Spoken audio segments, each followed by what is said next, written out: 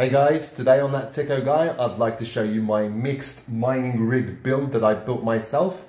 This is basically mining on a single mainboard, which is an old Lenovo M93 motherboard, which is an old PC. It's basically got 3 PCI-Express slots. I'm using 2 of those PCI-Express slots, but I do have 5 graphics cards and they're all connected to the same PC. So I'll be showing you how you can do that as well. This is using 900 watts and I'm getting around 272 megahash per second mining Ethereum. Stay tuned.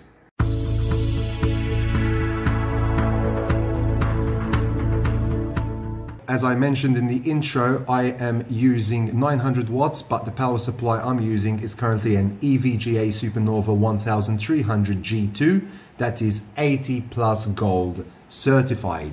The way I've connected the power supply is that I have just jumped the cable here with a paper clip, the ones that would normally be the green and black wires, in order for the power supply to turn on as soon as power is resumed. If there is a power cut, for example, so it will just turn on automatically and it will power all of these cards, including the nerfed RTX 3080 on the 8-pin right there. Obviously, for this to work properly, I would need to first power on this power supply so that the cards get all the power they need, and then power on the PC in order for Windows to detect all of the cards. If you do it the other way around, Windows will not detect all of the cards, and there will be issues there. So it's important that first this power supply is connected. But in order to overcome this, what I am going to do is that I am going to purchase a full ATX connector to a micro ATX connector cable in order to be able just to use one power supply, and I can also get rid of this power supply here that comes with the Lenovo PC, and that way I will just power on this PC and everything will power on all at once. So the un-nerfed RTX 3060 12 gig card is here, which is the Gigabyte Eagle. I'm getting around 49 megahash on that card. So here, just to show you, is that the main board has a PCI-Express slot here. This is the third PCI-Express slot where the splitter is connected to, and I'll speak about that in just a second. There is another small one-speed PCI-Express slot under there that I couldn't use because of the thickness of the card, and this RTX 3060 is connected to the first slot right there. I did try to connect this to the third slot instead of the splitter, but I was not getting the full hash rates even with the dummy connector connected at the back, and that's because that PCI-Express slot was not providing at least 8 PCI-Express lanes. So I had to use the first slot. So be mindful that in order to achieve full hash rates, it's not just about connecting it to the main board and connecting in the dummy connector, but it's also about making sure that that PCI-Express slot does provide at least 8 PCI-Express lanes to the card, which is determined not only by the CPU, but also by the main board itself. If we go around the back here, I can show you the dummy connector, which is connected right there, in order to be able to simulate a connection as if the card had a monitor, and that will provide the full hash rate needed. Now, if you would like to get an RTX 3060 12 gigabyte card to mine at full hash rates and not place it on the main board, you can place it up on the rig, not in one of these risers though, because these risers will not give you the full hash rates if you place the card in there directly. But there are ribbon cables, which are 16 slot to 16 slot PCI ribbon cables, and those do allow you to get the card up and mounted out of a PC case in order to have better cooling as well, and you will have full hash rates as long as you have the dummy connector connected in at the back, or at least a monitor connected to the card.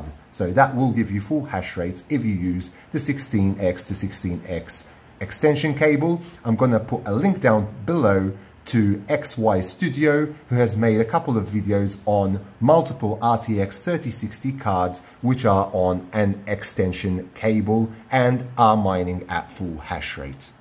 I'm also using a TP-Link HS110 energy monitor device here that will show me exactly how much energy consumption I'm using, and that's basically just connected to a power strip here where I'm connecting all my power supplies, including the small power supply that's just powering the main board and the hard drive.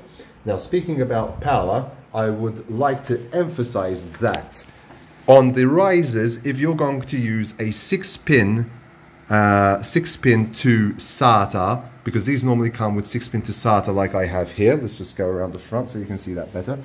Okay, it is imperative that if you're going to use these because you don't have any other option, that you only use one strand to connect one riser, because that does take around 75 watts consumption, and these SATA pins are really small and they're not intended for that high of a power consumption. So normally those SATA cables are there to power hard drives and to power things like, for example, CD-ROM drives and other peripherals, but they're not made to pull a lot of consumption, maybe 5-10 watts, not 75 watts, and the slot does pull 75 watts on a PCI-Express riser card. So just use one and you should be okay. Do not use any more. So for example, here I've got a strand, it's a single strand coming from the supply, okay, and that single strand coming from the supply has only one riser connected. Ideally, you will connect directly to the riser card directly from the power supply itself, but I know that most of you might not have enough because they're probably all being used as they are here by me on the video cards themselves. Here what I've done as well is I've used an 8-pin connector because I didn't have any more available VGA connectors coming from the power supply. So I'm using an 8-pin to Molex, and Molex is okay. Molex does sustain a higher wattage, so that should be safer as well. And here I've in fact connected both Molex on the same strand to the 8-pin of the video card. I definitely would not suggest using a 6-pin power cable, and connect that directly to the top of the card. So don't use the 6-pin to SATA up here. Okay, using it down here will definitely be safer because it's going to only allow 75 watts at maximum and not a potential 150 or 200 watts at the top there, which is what those pins will actually output. So keep that in mind as well. So here I've got a GTX 1070, RTX 3060 Ti, I've got the RTX 3080, and I've got the Inno3D GTX 1070. So I've got two 1070s, the palette, which is the RTX 3080, and I've got a GeForce Aorus, which is the RTX 3060 Ti.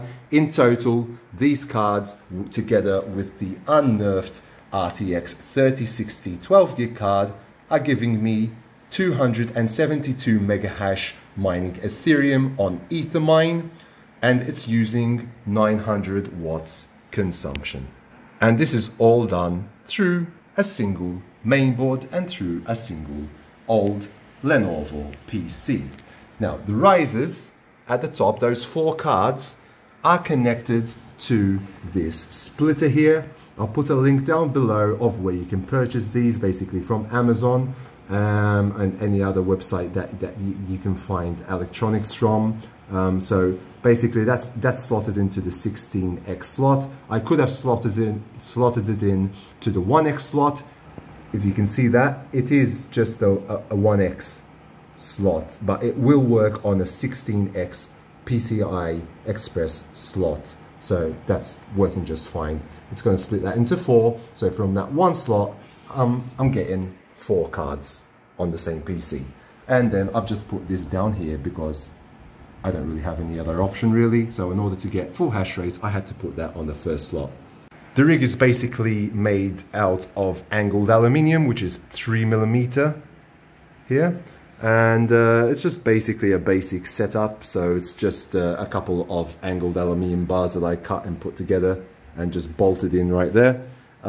Thinking of putting a couple of fans at the back here in order to have better airflow, especially in summer. Currently these cards are not getting higher than 60 degrees, and only the Inno3D GTX 1070 here is getting at around 60 degrees. All the others are around 56, lowest being around 50 degrees, which I think is the RTX 3080.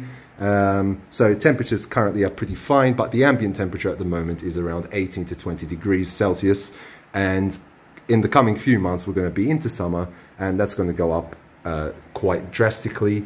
And it's important that you have a bit of airflow flowing through the fins in order to allow these to stay cool, especially knowing that they're overclocked. So they're running 24/7. So it's very important that you have adequate cooling for those as well. Here I'm connected to the mining rig upstairs. So as you can see, on the first slot, we have the RTX 3060 12 gig here, and it's showing 49 megahash. The second one is the GTX 1070 at 29, and the third one is the other GTX 1070 as well at almost 29 as well. And the RTX 3080 is doing 105 megahash. And the last but not least is the RTX 3060 Ti that's doing 60 megahash per second. I've restarted this miner this morning, so it's been about 5.5 hours now running, but it has been running before that. It was running for weeks on end with no issues whatsoever. So here you can also see that the energy consumption is almost 900 watts there for this. So if we can go now, because I'm mining on Ethermine, so I'll just paste in my address here. And here you can see the statistics of what I'm doing. And there we go. This is because I restarted the miner this morning. And sometimes you do get a few stale shares, but that's not a big deal really. I mean, stale shares is when you submit the share after the round has already been completed. The worst would be invalid shares, where you're submitting shares that are not valid and the video cards did not computate them properly. But stale shares are quite common as long as you don't have a high number. This was in the past hour, so in the past hour I had 2 stale shares in this case. And as you can see here, the reported hash rate is at 272 megahash per second. Currently I'm doing 260 at these rates. So those are the 5 video cards. The first one is the un-nerfed RTX 3060, which is on the main board in slot 1, and that's doing 49 megahash per second. So that's pretty cool right there. So there you go. On average, at the moment, I'm making about, with all of these 5 cards, if we change this to USD, estimated earnings per day at the current price as at today, the 17th of April, it's $32.78 per day, which is quite good indeed. So that's pretty much it. I hope you enjoyed this video and found it useful. Do give me a thumbs up and subscribe to my channel, and also share my channel and hit that notification bell for more great techo videos. Until next time, enjoy mining and take care of yourselves. Thanks for watching.